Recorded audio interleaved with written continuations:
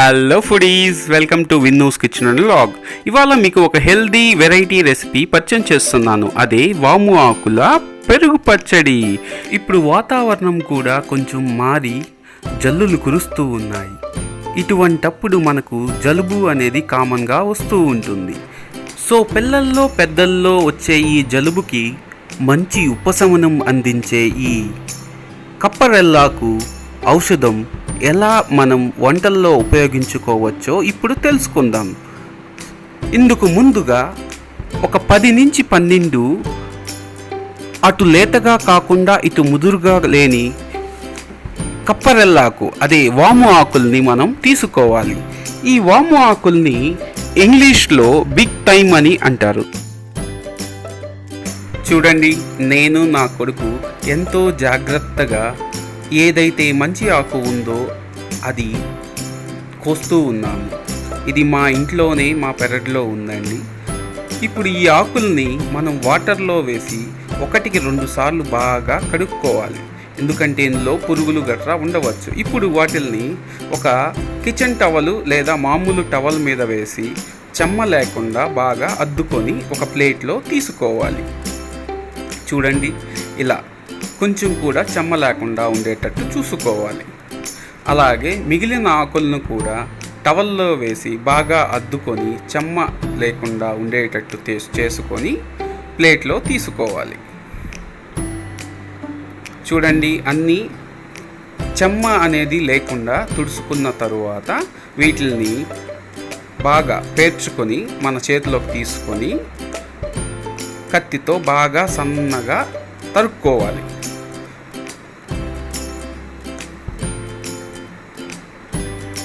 ఇలా సన్నగా తరగడం వల్ల అందులోని ఔషధ గుణం అంతా మనకు తొందరగా బయటికి వచ్చేస్తుంది. ఇప్పుడు ఒక ప్యాన్ తీసుకొని ఈ సన్నగా కోసుకున్న కప్పరెల్లాకును వేసి అందులోని 1 టేబుల్ స్పూన్ మంచి మన ఇంట్లో తయారు చేసుకున్న గీ అంటే నెయ్యిని ఇందులో వేసుకొని కొంచెం లో మంటపై బాగా వేయించుకోవాలి. ఇలా వేయించుకోవడం వల్ల ఏమవుతుంది అంటే కప్పరెల్లాకులోని ఔషధం అంటే దాంట్లో ఉన్న రసం అంతా మెల్లగా బయటికి వచ్చి మనకు ఆ సువాసన మన కిచెన్ మొత్తం వ్యాపిస్తుంది. ఆ వాసనకే మీలో ఎవరికైనా కోల్డ్ అని అదే జలుబు కానీ ఉంటే ఈజీగా పోతుంది. చూడండి, ఇలా సన్న మంటపై బాగా వేయించుకోవాలి. కొంచెం సేపు సన్నగా వేగిన తర్వాత 1 కప్పు ఆకు తరుగు సగం కప్పు అయిపోతుంది. అప్పుడు వాటిల్ని వేరే ప్లేట్లోకి తీసుకొని బాగా చల్లారనివ్వాలి.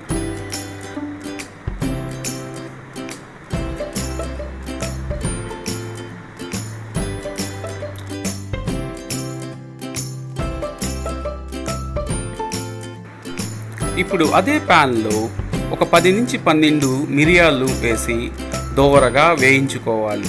ఒక 2-3 మినిట్స్ వేయించిన తరువాత 1 టేబుల్ స్పూన్ జీలకర్రను కూడా ఇందులో వేసి బాగా రంగు మారేంత వరకు తక్కువ మంటపై వేయించుకోవాలి.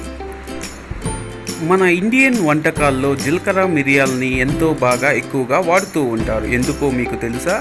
ఇవి కూడా మన డైజెస్టివ్ సిస్టమ్ని బాగా ఇంప్రూవ్ చేస్తాయి. అలాగే మిరియాలు అందులోని ఘాటు మన గొంతులో ఏమన్నా డిస్టర్బెన్స్ అంటే గరగర లాంటివి ఉంటే తొలగిస్తుంది. చూడండి, జీలకర్ర బాగా రంగు మారి మంచి సువాసన వస్తూ ఉంది. ఇప్పుడు వీటిని కూడా అదే ప్లేట్లో పోసుకొని బాగా కొంచెం సేపు చల్లారనివ్వాలి. ఈ వాము ఆకుని రెగ్యులర్గా మనం తీసుకోవడం వలన మన డైజెస్టివ్ సిస్టమ్ అనేది బాగా ఇంప్రూవ్ అవుతుంది. అలాగే ఎవరికైనా చెస్ట్ కంజెషన్ కానీ ఉంటే ఇది మంచి చెస్ట్ డీకంజెషన్ లాగా ఉపయోగపడుతుంది. పిల్లలకు కూడా ఈ కప్పరెల్లాకు రసాన్ని పోసారు అంటే ఎటువంటి జలుబు ఉన్నా అలాగే పోతుంది. సో ఇది ఒక మంచి దివ్య ఔషధం. ఈ వాము ఆకు మరియు మిరియాలు జీలకర్ర బాగా చల్లారినట్టున్నాయి. ఇప్పుడు వీటిల్ని ఒక మిక్సీ జార్లో వేసుకొని అలాగే దానితో పాటు ఒక గుప్పెడు అంటే 1 నుంచి 2 టేబుల్ స్పూన్ల పచ్చి కొబ్బరిని కూడా అందులో వేసుకోవాలి.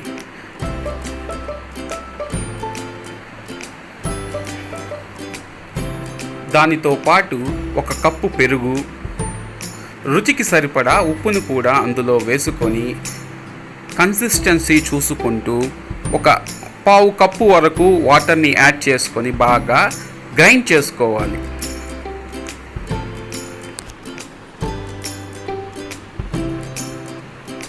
ఇది బాగా మెత్తగా అయ్యేంత వరకు మిక్సీ పట్టి ఒక బౌల్లో తీసుకోవాలి.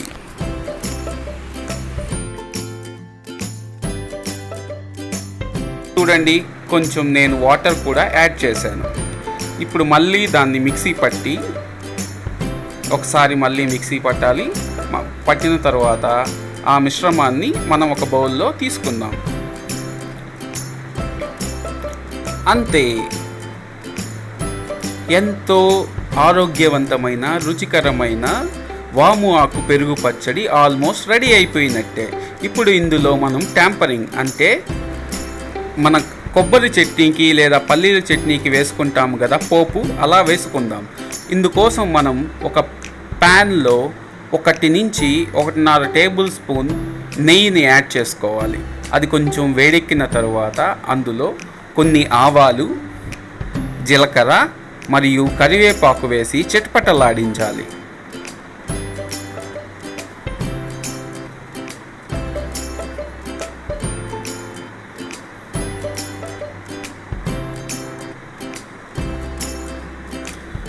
నాకు ఈ పోపు వేసుకోవడం అంటే చాలా ఇష్టం అండి. ఎందుకంటే ఇవి మన మార్నింగ్ వేసుకునే చట్నీలో వేసుకుంటాం కదా, అవి అక్కడక్కడ తగిలి మనకు కరకరలాడుతూ ఉంటుంది.